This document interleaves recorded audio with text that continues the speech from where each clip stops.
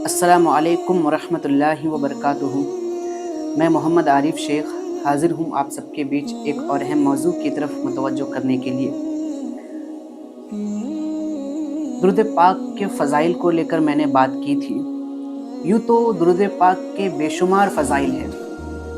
اگر درود پاک کی فضیلتوں کی صرف گنتی کی جائے تو میں سمجھتا ہوں کہ دنیاوی کیلکولیٹر فیل ہو جائے گا، میتھمیٹیشین فیل ہو جائیں گے، حیران ہو جائیں گے، تعجب میں آ جائیں گے کہ کیلکولیشن کیوں نہیں ہو رہا ہے۔ بے شمار فضائل ہیں۔ میں میرے آقا صلی اللہ تعالیٰ علیہ وسلم کے اس ارشادات پر نظر ڈالنا چاہوں گا۔ آقا نامدار مدنی تاجدار حضور احمد مجتبیٰ محمد مصطفیٰ صلی اللہ تعالیٰ علیہ وسلم ارشاد فرماتے ہیں کہ اللہ تبارک و تعالیٰ نے ایک فرشتے کو پیدا فرمایا جس کے دونوں بازوؤں کا درمیانی فاصلہ مشرق و مغرب کو گھیرے ہوئے ہے۔ صرف دونوں بازوؤں کا درمیانی فاصلہ جو ہے ایسٹ اینڈ ویسٹ کو گھیرے ہوئے ہے۔ سر اس کا زیر عرش ہے، پیر تحت اسرا، یعنی کہ اس فرشتے کا سر آسمان کو چھوا ہوا ہے اور پیر زمین کو۔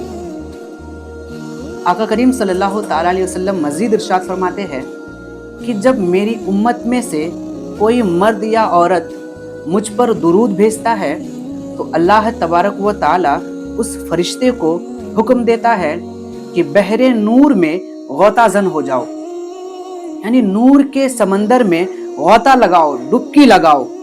جب وہ فرشتہ اس بحر نور سے ڈبکی لگا کر باہر نکلتا ہے اور اپنے پروں کو جھاڑتا ہے تو ان پروں سے قطرات ٹپکتے ہیں۔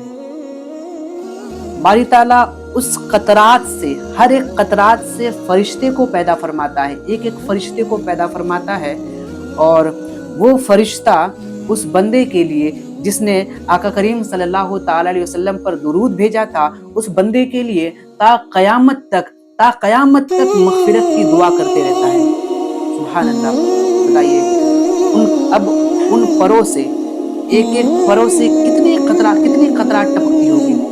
اب ایک ایک قطرات سے اللہ تعالیٰ ایک ایک فرشتے کو پیدا فرماتا ہے، ہر قطرات کے بدلے ایک فرشتے کو پیدا فرماتا ہے۔ کیلکولیشن ذرا سوچیے کہ جو ہے نا کہ رحمتیں کتنی نازل ہوتی ہوں اس بندے پر جو آقا صلی اللہ تعالیٰ علیہ وسلم پر ایک مرتبہ درود بھیجتا ہوگا۔ ایک بار درود بھیجنے سے 10 رحمتیں نازل ہوتی ہیں، بے شمار رحمتیں نازل ہوتی ہیں درود پاک پڑھنے سے، درود پاک کی فضائل سے۔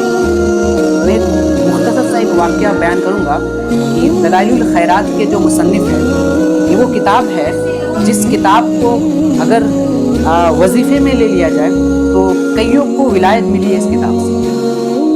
دلائل الخیرات کے مصنف حضرت محمد بن سلیمان جزولی علیہ رحمہ، یہ اپنے ساتھ بیتی ایک واقعہ بیان کرتے ہیں کہ میں سفر میں تھا، میرے ساتھی میرے ساتھ تھے کہ عصر کی نماز کا وقت ہوا تو ہم نے نماز کا ارادہ کیا۔ راستے میں ایک مسجد پاس ہی ایک کنواں تھا، ہم کنویں میں پانی نکالنے کے لیے، وضو کے لیے پانی نکالنا چاہ رہے تھے کہ ہمارے پاس کوئی وسائل نہیں تھے کہ پانی کیسے نکالا جائے، کوئی ڈول یا رسی یا بالٹی بکیٹ کچھ بھی نہیں تھا۔ میں نے دیکھا کہ پاس ہی ایک بچی اپنے گھر سے باہر نکل کر آئی جھوپڑی سے اور مجھ سے پوچھنے لگی کہ حضور کیا ہوا، آپ لوگ یہاں کیوں کھڑے ہیں؟ میں نے کہا بیٹا نماز کے لیے کھڑے ہیں، وضو کے لیے پانی تو ہے مگر نکالنے کا ذریعہ نہیں ہے۔ وہ بچی کہنے لگی کہ بس اتنی سی بات ہے۔ حضرت محمد بن سلیمان جزولی علیہ رحمہ فرمانے لگے، میں حیران ہو گیا کہ میں کہہ رہا ہوں کہ پانی نکالنے کے لیے بکیٹ نہیں ہے، بالٹی نہیں ہے، ڈول نہیں ہے، اور یہ بچی کو تعجب، یہ بچی کچھ یعنی کہہ رہی ہے کہ نہیں بس اتنی سی بات ہے۔ وہ بچی گئی اور پانی میں کچھ پھونک کے اس نے پانی میں تھوک دیا، وہ پانی چشمے کی طرف اوپر آنے لگا۔ ہم نے اس پانی سے وضو کیا اور اس بچی کو کہا کہ بیٹا تم یہی ٹھہرنا، ہم نماز پڑھ کر آئیں گے، تم سے کچھ باتیں کریں گے۔ جب آپ اور ان کی ساتھی نماز سے فارغ ہوئے تو اس بچی سے پوچھنے لگے کہ بیٹا یہ تم نے کیا کیسے، تم نے کیا پڑھا کہ وہ پانی خود بخود اوپر آ گیا؟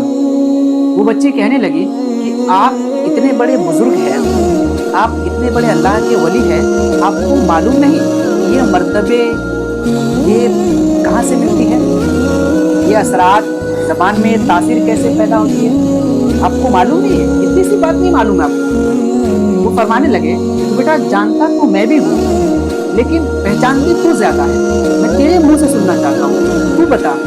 وہ بچی کہنے لگی کہ میرے ماں باپ نے میری پہلی بات تو میرے ماں باپ نے میری تربیت اچھی کی، مجھے حلال کھلایا، مجھے صحیح چیز کی تمیز دی، اور دوسری بات میرے ماں باپ نے مجھے تلقین کی درود پاک پڑھا کرو، صبح و شام درود پاک پڑھا کرو۔ سوچیے ذرا وہ 8 سے 9 سال کی بچی جس کا شب و روز درود پاک کے ساتھ ہوتا تھا، صبح و شام درود پاک سے گزارا کرتی تھی، تو درود پاک پڑھنے سے زبان میں یہ تاثیر پیدا ہو گئی کہ وہ بچی نے جب پانی میں اس کنویں میں تھوک مارا تو پانی خود بخود اوپر آ گیا۔ سبحان اللہ، کتنی پیاری بات ہے۔ تو آج ہمیں اس واقعہ سے یہ سیکھنے کو ملتا ہے کہ ہماری بچیاں، آج کل کی بچیاں کس طرح سے راستے سے یوں کہہ سکتے ہیں کہ بھٹک گئی ہے، راستے سے بھٹک گئی ہے، کیوں؟ دین ذہن میں، دماغ میں، دل میں دین سے کوئی وابستہ نہیں رہا۔ اگر ہم اپنی بچیوں کو، اپنے بچوں کو اگر دین سے جوڑتے ہیں، حضور پاک صلی اللہ تعالیٰ علیہ وسلم کی ہسٹری کو بتاتے ہیں، ان کی سیرت کو بتاتے ہیں، تو پھر وہ ان کے مقام و مرتبہ میں کیا ہی بلندی آئے گی، میں یہاں بیان بھی نہیں کر سکتا۔ اللہ تبارک و تعالیٰ ہمیں اور آپ کو صحیح علم و عمل کی توفیق عطا فرمائے، وعمال صالحہ وعمال حسنہ سے نوازے، وآخر دعوانا